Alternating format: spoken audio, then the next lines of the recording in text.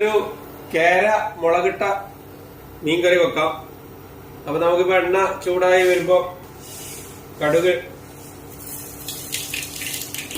പിന്നെ വേണ്ടത് നമുക്ക് കറിവേപ്പില, ഇഞ്ചി, വെളുത്തുള്ളി, പച്ചമുളക്, ചെറിയ ഉള്ളി ചതച്ചത്, ഇതെല്ലാം കൂടി ചതച്ചത് ഇടുന്നുണ്ട് കേട്ടോ. അപ്പൊ നന്നായി വഴറ്റിയെടുക്കുക. ഇച്ചിരി ഉലുവ ഇടുന്നുണ്ട്, മഞ്ഞൾപ്പൊടി ആവശ്യത്തിന് കുറച്ച് മഞ്ഞൾപ്പൊടി ഇടുക, ഉപ്പ്, മല്ലിപ്പൊടി, മുളക് പൊടി ആവശ്യത്തിനിടുക. അപ്പൊ നമ്മളിപ്പോ ഒരു 5-6 മിനിറ്റ് ചെറിയ ഫ്ലെയിമിൽ ഇതൊന്ന് വറുത്തെടുത്തിട്ടുണ്ട്. അപ്പൊ നല്ല സ്മെല്ല്, ആ പച്ചമണമൊക്കെ പോയി നല്ലൊരു സ്മെല്ല് വന്നിരിക്കുകയാണ്, ഒരു വറുത്ത സ്മെല്ല് വന്നു. അപ്പൊ നമ്മൾ എന്ത് ചെയ്യുക, ചൂടുവെള്ളത്തിൽ കുതിർത്ത് വെച്ചിരുന്ന കുടംപുളി വെള്ളത്തോടെ ഒഴിക്കുക. കുടംപുളി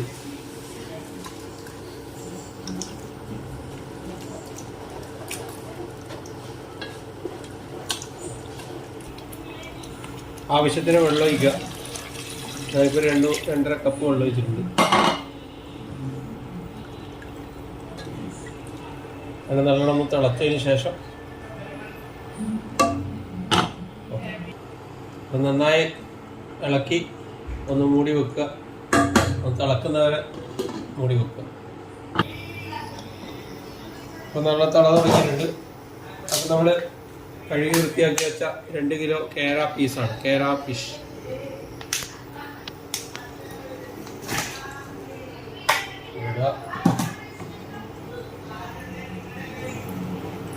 ഇനി നമുക്കിത് പൊരിക്കണമെങ്കിൽ ഇതിൽ നിന്ന് വന്നതിന് ശേഷം നമ്മൾ പൊരിക്കാൻ കുറച്ച് പീസ് എടുത്ത് പൊരിച്ചാൽ മതി.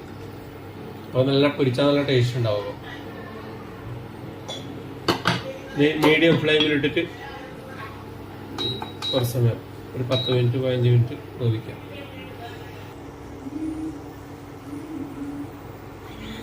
അപ്പം കറി റെഡി ആയിട്ടുണ്ട്. അതിന് ഇതിപ്പോൾ മീഡിയം ഫ്ലെയിമിലാണ് അത്രയും നേരം വേവിച്ചത്. അതിനൊരു 10 മിനിറ്റ് ലോ ഫ്ലെയിമിൽ ഇട്ട് അവിടെ വെച്ച് കഴിഞ്ഞാൽ, ഇതിപ്പോൾ ഇന്ന് കറി ഉണ്ടാക്കിയാൽ നാളെ ഉപയോഗിക്കുന്നതാണ് ഏറ്റവും ടേസ്റ്റ് ഉണ്ടാകും. ഇന്ന് കറി ഉണ്ടാക്കി നാളെ ഉപയോഗിക്കുമ്പോൾ നല്ല ടേസ്റ്റായിരിക്കും. ഞാൻ പറഞ്ഞ പോലെ പൊരിക്കണമെങ്കിൽ ഇതിൽ നിന്ന് പീസുകൾ എടുത്തിട്ട് മുളകും പുരട്ടി വീണ്ടും നമുക്കൊന്ന് ഫ്രൈ ചെയ്തെടുക്കുകയും ചെയ്യാം, കുറച്ച് പീസ് എടുത്തിട്ട്.